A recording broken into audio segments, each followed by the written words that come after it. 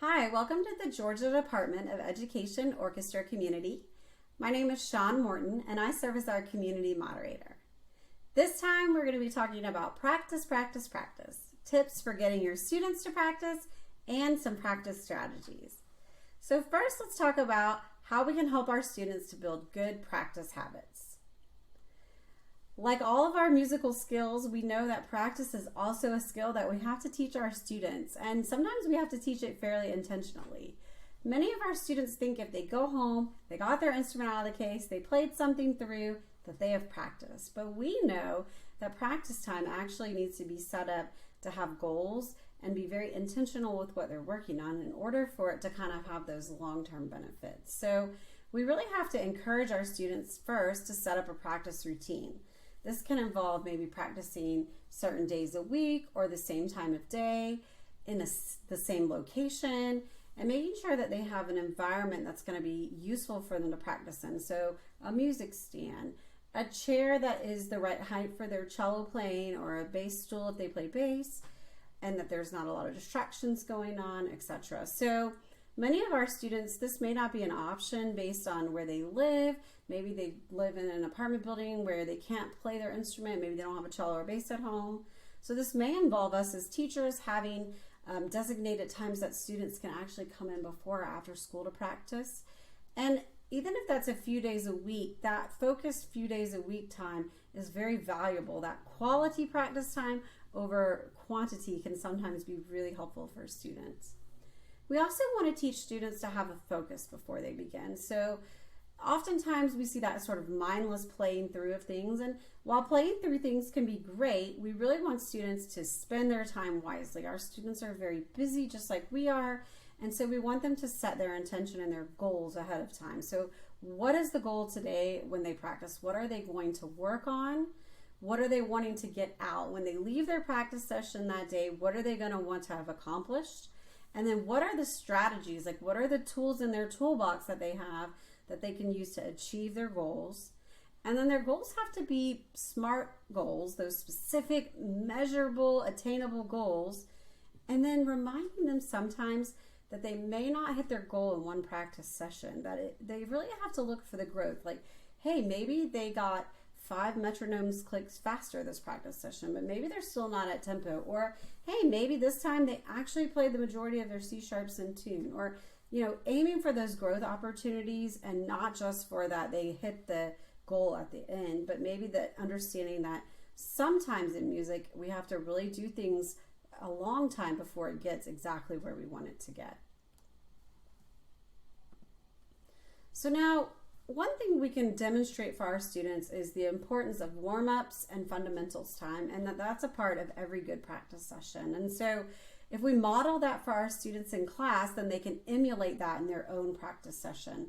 So if we have good warm-ups, whether it's physical stretching warm-ups, some kind of scale warm-ups, something that helps students have good fundamental warm-up time. They will look at what you do in class and use that as a model for what they do in their practice session. So you can help them with that and figure out how it relates back to what they're working on that day. In addition, they have to understand how to isolate the passages that need the most work. Often, again, students will get in that practice room and they will just play beginning to end. They'll be like, that's done. Or they play the piece that they can already play and they don't ever deal with the hard thing that they can't play yet. So having students' ability to break down and find the hard spot and then isolate it, and maybe learn to isolate it a note or two at a time. That really is something that they learn, again, from us modeling that in our classroom and how we break down and chunk information for them in our classroom. So giving them different techniques to do that, and we'll talk about some of those techniques in the second session of this webinar, and then helping them learn how to vary tempo and patterns, etc., and then isolate those sections. And then finally, we want them to learn those error detection skills. Can they figure out why something's not working or that something is wrong? Sometimes students will practice something wrong and they will really solidify it thinking they've got it and they've actually learned it wrong. So having them have tools in their toolbox to know it's wrong, whether it's learning to work with a tuner, whether it's checking with a friend, practicing with somebody else, but helping them learn those error detection skills, identifying those non-exemplars, Practice partners are a great idea because if they play it with somebody else and that person's playing it right and they aren't, then that might help them learn too. So any kind of thing you can do to help them, learn those error detection skills. If you play it two different ways and they have to identify the right way in class, again, you're just building that skill set for them. Then we want to talk about mindful practice, not getting in the practice room and just playing for playing's sake. And sometimes it's fun to just sit there and play music, but when we're really having our practice session, it needs to be mindful. And my teacher always told me it was a 5-to-1 ratio. For every mistake I made, for every one mistake, I had to play it 5 times correctly to erase that mistake. And that really made me think, ooh, if that's true, then I want to be really careful about making mistakes. I don't want to make a lot of mistakes because that's a whole lot more times I have to play it correctly. So they have to really plan what they're going to work on and how they're going to approach that. And then they need to learn how to solicit feedback. If they're not sure, they can record themselves. They can have their peers listen or you listen and get some feedback. This is where we can be really useful too, whether we're giving playing assessments or in-class assessments or peer assessments. But again, getting that feedback, hey, you've got this. You've done a great job getting this ready. And then finally, we want them to reflect on how they've practiced and be positive. Like sometimes you're not going to get it right away. That's really hard for kids. They like that instant gratification, but reminding them to have that growth mindset that, okay, every little thing I've gotten better at is just a little step along the way to getting to where I want to be. And then setting some reflection questions like, was my practice session productive? Why or why not? Did I meet my goal for today? And then what is my goal next time I practice? So maybe I got the tempo up to 100, but I really need to get to 112. So my next session, maybe I got to get to 108 or, helping them set goals. It's really helpful if you can give them maybe some of this information in their Google Classroom or a sheet that you give them that helps them organize their practice, especially younger students, but even advanced students I find really struggle with reflecting on their practice. They'll practice, but then they don't think much about it or they don't go into it mindfully with a plan. So some common problems that we'll see a lot with practicing, playing through music over and over without a plan.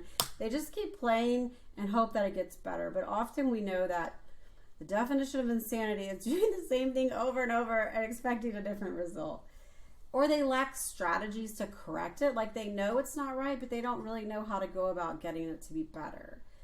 They can't identify the errors. So it can be helpful if it's a piece of music that you're working on in class with them to give them listening examples to see if it matches with them or, provide them pepper recordings so they can listen to it and see if it sounds the same.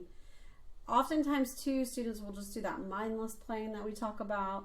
And then they practice parts they don't need to practice. Like they'll practice something where they just have open Ds for 20 measures and they're like, all done.